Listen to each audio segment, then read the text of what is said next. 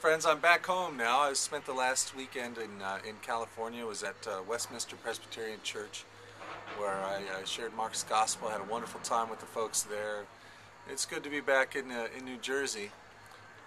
Things are things are feeling kind of like New Jersey this morning. I don't know if you can hear in the background, but we've got some construction going on right over here to my left. There's a new development going on the other side of the property here, of about 800 new homes.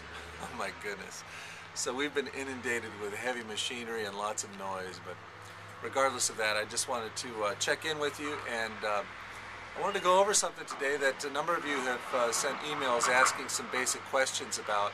How do you memorize? That's a question I often get. How do you memorize long passages of Scripture? And honestly, I have a hard time answering that question because I don't have one specific method that I use when I'm memorizing. I'm not nearly as methodical as people might think. I've got probably 5-10 different ways in which I will try to memorize a passage of Scripture.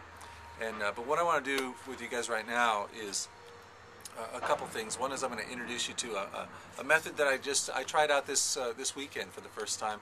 I've heard of people using this kind of method and being very specific with it. And for instance, John Piper is an advocate of this method here, and it's very simple. I'm going to model it here kind of for you, and I'm also going to take 10 minutes time, like that. I've been encouraging you to take 10 minutes each day, and so I'm going to kind of time myself for 10 minutes using this specific method that John Piper and others have used to some success, and just to kind of model it for you. This is it. This is the big, the big mysterious model here, our method. It's simply this. You take a verse. It could be just one verse. It could be 2, 3 verses, or a completed thought, and then you read through the thing out loud 10 times, and while you're reading it, you're kind of taking a mental picture of how it looks on the page. And so you're taking some visual cues from the text, and then you're also the verbal, kinesthetic cues from how it comes off of your tongue and your lips, and how it's sounding in your ear, and you're repeating that repetition 10 minutes or 10 times. 10 times, and I'm going to actually go through the perfunctory chore of simply putting a hash mark down on this piece of paper for every time that I go through this piece of text that I'm going to select here. I'm going to go through it 10 times, and I'm going to close this book, and then I'm going to try as best as I can simply to recite what I've been reading. And so this one time I'll kind of demonstrate it to you by taking a passage. I've been going through the book of Daniel, trying to memorize the book of Daniel while I'm reviewing the book of Ephesians with you. And so this is the passage I'll take today. We'll take verses 7 through 8 in chapter 3. So Daniel 3, verses 7 and 8. So just 2 verses. I'm going to time myself here. It's 2:48 right now. Write that down.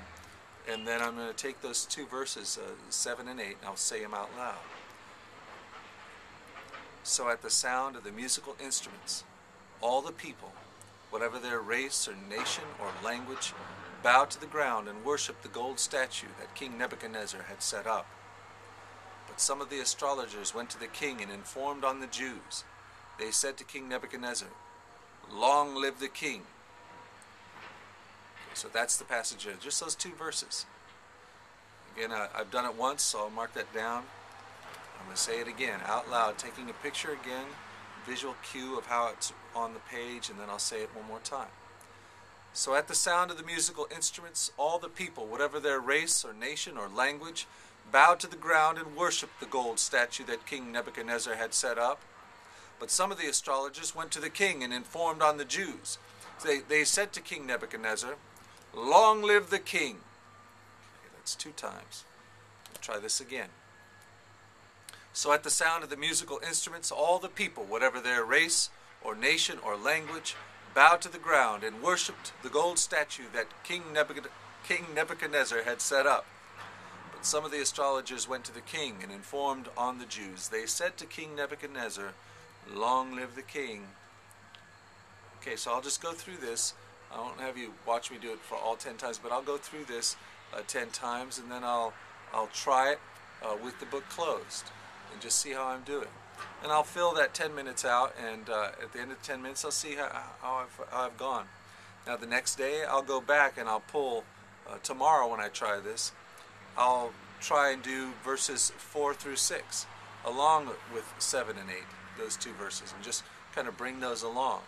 And then I'll reach back even further to the other 1 through 3 verses, and then extend it even further. So I'm reaching back, reviewing, and then reaching ahead with another verse on each day. And after a while, you'll find yourself mastering those passages and moving forward incrementally through repetition. So I'll catch you here in a few minutes. I'm going to try and get through this 10 times during the next 10 minutes.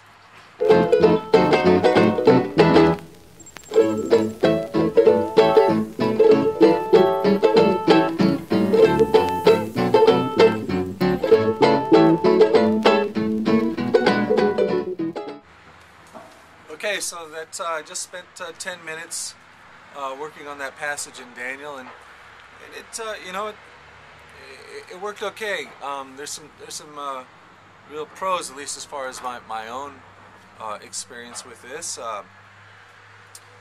One of the things that I tend to like to incorporate is some kind of physicalization of the text, trying to find the physical life in the text for a number of reasons. One, because I usually have a goal of presenting it to others, and two, because I find that when you try to find, whether it's even in little gestures, you're trying to find some kind of gestural life to the text, it actually helps with my understanding of the piece. I'm able to step into it a bit more with my imagination, and that in turn brings about greater understanding. But it's an effective method that I recommend it to you. Try it out. As we go further, I'll be offering other methods of meditating and memorizing the text. So the passage, let me see if I can go over it here with just with the book closed. So at the sound of the musical instruments, all the people, whatever their race or nation or language, bowed to the ground and worshipped the gold statue King Nebuchadnezzar had set up. But some of the astrologers went to the king and informed on the Jews. They said to King Nebuchadnezzar, "Long live the king." So that's it. That's the method for the day. Take it for what it's worth. I hope you guys are doing well. I do appreciate the feedback we're getting. I've got one person thus far who sent me in a video clip. I'm expecting more from you, so please consider sending out a video clip of whatever you've managed to memorize in chapter 1 of Ephesians. And I want to get that out online to encourage the rest of you as soon as possible. So that's it for today. I hope you guys are doing well, and let's continue on and see what happens. God bless.